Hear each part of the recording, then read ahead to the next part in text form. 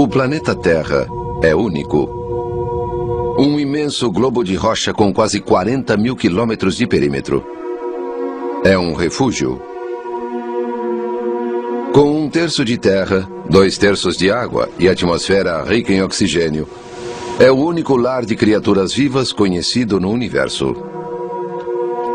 Mas este oásis azul e verde nem sempre foi tão acolhedor. O planeta tem cicatrizes de um passado traumático. Um passado de condições extremas e de catástrofes espetaculares. Em um período de quase 5 bilhões de anos, ele foi mudando de feição. Um mundo de fogo, um mundo de gelo, de mares violentos e céus venenosos. As formas de vida que hoje vemos são os felizes sobreviventes de uma longa série de extinções em massa. Nestes últimos 200 anos, os cientistas vêm explorando o planeta e desvendando seus segredos. As notáveis descobertas que fizeram levaram-nos a contar uma história maravilhosa. A história de como nasceu nosso planeta. Como nasceu nosso planeta.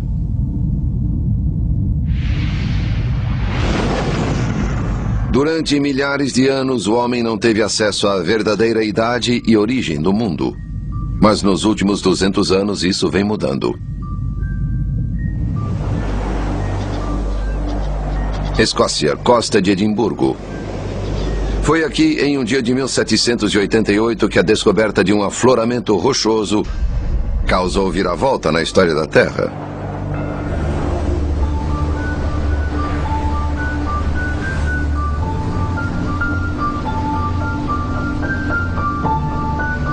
O geólogo Geoffrey Bolton foi visitar Siccar Point, onde essa descoberta foi feita por um agricultor letrado, de nome James Hutton.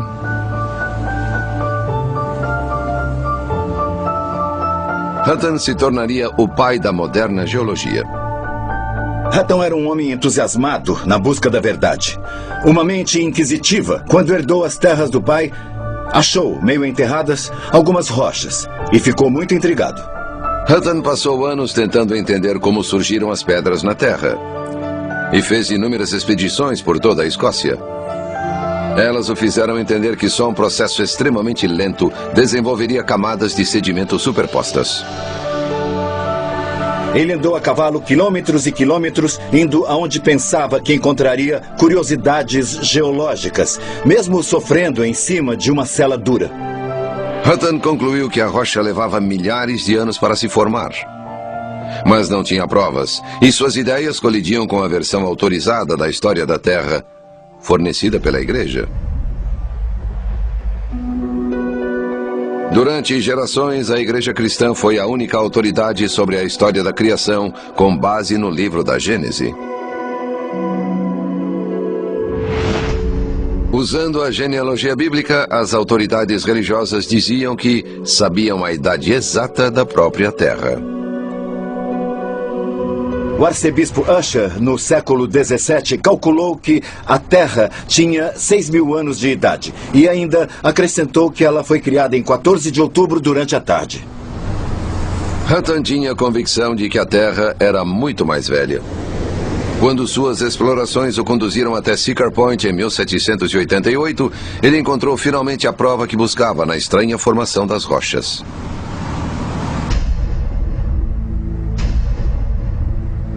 Não se trata apenas de pedras velhas. São rochas muito especiais.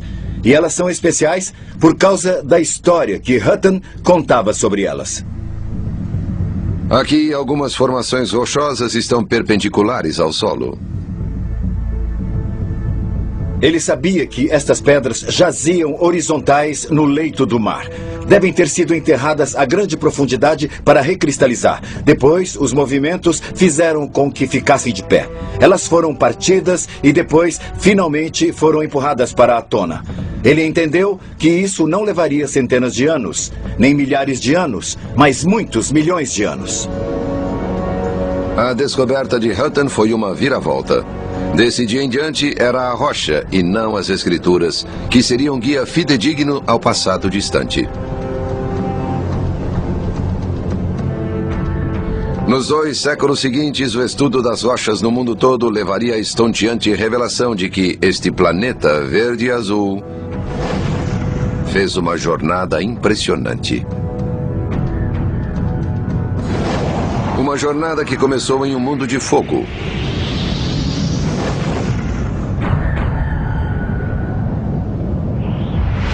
Hoje acredita-se que a Terra se formou pela colisão dos inúmeros meteoros que fustigavam o sistema solar.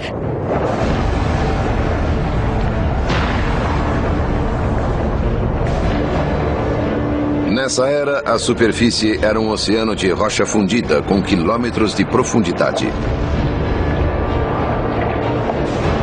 A temperatura passava dos 4.000 graus Celsius, semelhante à superfície do Sol.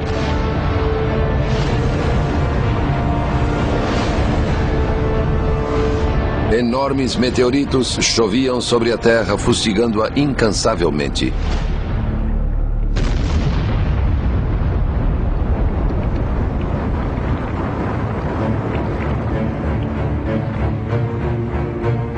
O homem que propôs em primeiro lugar essa origem de inferno foi o cientista inglês Lord Kelvin.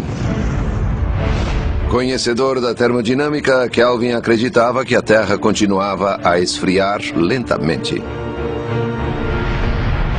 O fogo do interior do planeta, visível em erupções vulcânicas, sugeriu-lhe que um dia a Terra fora toda de lava. Kelvin usou a termodinâmica para calcular a nova idade da Terra. Imaginou que o planeta derretido precisaria de cerca de 20 milhões de anos para esfriar até a temperatura atual. Ele tinha razão sobre a Terra estar derretida, mas não sobre sua idade. O número que deu foi colossalmente subestimado. Tal como todos os cientistas do século XIX, Kelvin não conhecia uma fonte de calor existente no centro da Terra que evitava que o planeta esfriasse como ele imaginava. Radioatividade. Na Terra de então, partículas radioativas de urânio, tório e potássio existiam em grande abundância. O calor produzido na decomposição dessas partículas mantinha a Terra extremamente quente e por um tempo imensamente longo. Embora tais partículas confundissem os cálculos de Kelvin, elas seriam a chave para descobrir a verdadeira idade da Terra. No século XX, algumas partículas sobreviventes de urânio radioativo foram utilizadas para criar a primeira arma atômica. Mas antes, os cientistas haviam descoberto uma aplicação diferente, usando essas partículas para precisar o nascimento do planeta. Em 1911, um talentoso estudante de geologia chamado Arthur Holmes usou a radiação para revolucionar nosso conhecimento de história. Depois de Holmes, passou-se a falar em bilhões e não milhões de anos. A datação radiométrica era bem simples em princípio. Baseava-se no fato de que os traços do elemento radioativo urânio decompunham-se em outro elemento, o chumbo. Tal como a areia passando por uma ampulheta durante milhões e milhões de anos em ritmo regular, uma partícula de urânio radioativo decompõe-se em chumbo. Medindo a proporção de urânio e chumbo em cristais presos em velhas rochas, Holmes pôde calcular sua idade com precisão. Coletar dados de amostras do mundo inteiro levaria toda a sua vida. À medida que Holmes envelhecia, a Terra ia ganhando mais anos.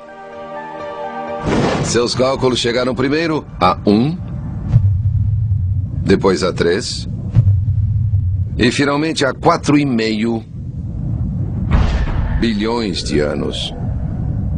Hoje, 4,5 bilhões de anos ainda se aceita como a idade da Terra. Nessa inimaginável escala, o tempo é chamado pelos estudiosos de tempo profundo. É difícil imaginar a vastidão do tempo profundo, mas pense dessa maneira. Eis aqui um grãozinho de areia. Ele representa 1 ano, e o comprimento de meu dedo representa meu tempo de vida. Da ponta dos meus dedos ao cotovelo, chegaríamos aos pais peregrinos.